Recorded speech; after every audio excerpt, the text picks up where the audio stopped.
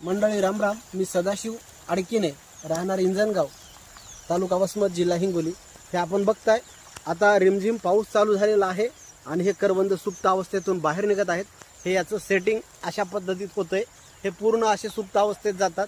जानेवारी ते जून पर्यंत याला फुलं लागतात आणि हे फुलं सुकल्यासारखे वाळल्यासारखे दिसतात।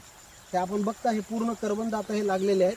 ह्या खालच्या फांद्या आहेत, ह्या खालच्या फांद्या हे लाकूड लावलेलं आहे आणि हे पाण्यात असं खाली असल्यामुळं ते थोडेसे मोठे झालेत।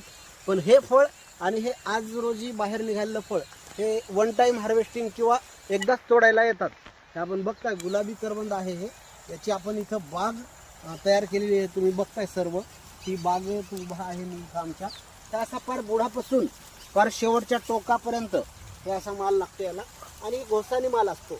ज्या ठिकाणी सूर्यप्रकाश पोहोचतो त्या ठिकाणी हे पांढरे असतात आणि ज्या ठिकाणी सूर्यप्रकाश झाडाच्या फळाला लागतो त्या ठिकाणी गुलाबी होतात।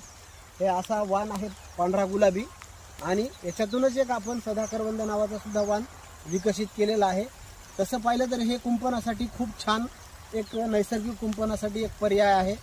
बांधाच्या साईडनं बांधाच्या कडेवर 2-2 फुटावर अगर याची रोपं आपण लावली तर 30 ते 40 वर्ष शेताची राखण आणि उत्पादन देणारा हा वाण हे इथं तुम्हाला पाहायला मिळेल। हे याचे रोपं आहेत, बऱ्यापैकी रोपं आता हे जायला चालू झालेत।